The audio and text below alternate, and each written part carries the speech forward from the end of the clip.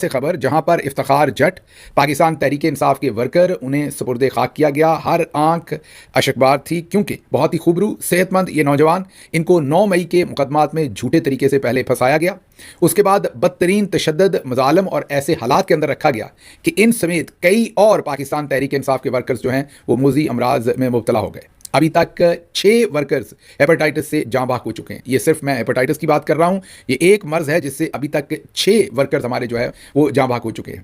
افتخار یا دوسرے تمام ورکرز جن کو میں یہ کہوں گا کہ قتل کیا گیا اور اس رجیم نے کیا، ایسے بدترین حالات کے اندر رکھا گیا، ان کو ایسا ٹریٹمنٹ دیا گیا، ایسا تشدد کیا گیا، ایسے گندا پانی پلایا گیا اور ایسی سچویشن کے اندر انہیں فورس کیا گیا رہنے کے لیے کہ وہ بیچارے ایسے موذی مرض میں مبتلا ہوئے اور پھر ان کا مناسب جیل کے اندر علاج بھی نہ کروایا گیا.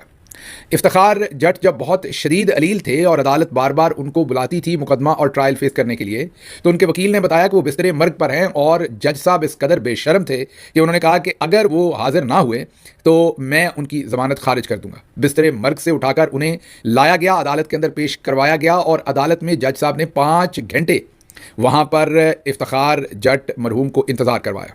آئیے میرے ساتھ مل کے ان جج صاحب کو لعنت پہنچائیے، کیونکہ ایسے لوگوں کو ایک تو اوپر اللہ دیکھے گا، زمینی قانون تو ان کے لیے رہ نہیں گیا کیونکہ وہاں پر تو یہ فیلڈ مارشل صاحب کی زیر سایہ ہے تو ان کو کوئی نہیں پوچھے گا، لیکن آخرت میں تو ظاہر ہے پوچھا جائے گا. تو آئیے میرے ساتھ مل کر ان پر لعنت بے شمار بھیجیے اور ان کے خاندان کو بھی چلیں لعنت نہ لیکن ملامت ضرور بھیجیے جو اس طرح کے بے شرموں کو گھر جانے پر پوچھتے رہیں کہ آپ لوگوں کے ساتھ کس طرح کا ظلم کرتے ہیں. افتخار جٹ کی یہ چھوٹی ننھی بیٹی جو اس کے کندھوں پر سوار ہے، یہ پرانی تصویر ہے، ظاہر ہے 9 مئی میں پھنسنے سے پہلے یہ بچی ابھی بھی بہت چھوٹی ہے، بلک رہی تھی کل جب جنازے کے اوپر ان کو دفن کیا گیا. پورا علاقہ اشکبار تھا. ظاہر ہے یہ وہ زخم ہے جو لوگ نہیں بھول سکیں گے، یہ وہ نفرتیں ہیں جو لوگوں کی رگوں کے اندر دوڑائی جا رہی ہیں اور پھر کل کو کہا جائے گا کہ لوگ ہمیں اتنا ناپسند کرتے ہیں.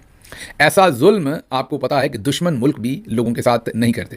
اگر ہم تاریخ پڑھیں تو یہ پتہ چلتا ہے کہ جب جاپان کے جو کیمپس تھے جس میں انہوں نے برطانیہ کی فوجوں کو پکڑا تھا، اس طرح کے حالات میں وہاں رکھا گیا تھا.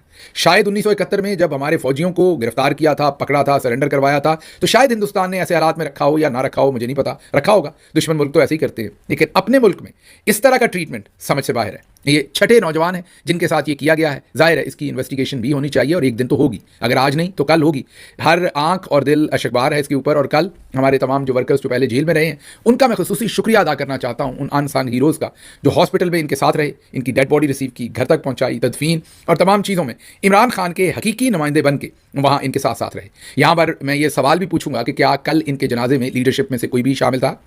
اگر کوئی شامل تھا تو میری ستائش میرے سامنے ابھی تک نہیں آیا. میں اگلے ولاگ میں آپ کے سامنے رکھوں گا کہ کیا جنازے میں لیڈرشپ کی طرف سے کوئی گیا. ابھی تک میرے سامنے کوئی ایسی تصویر نہیں آئی. اس لیے لیڈرشپ کو بھی سوچنے کی ضرورت ہے کہ یہ وہ ورکر جو جان دے رہے ہیں عمران خان کے نام پر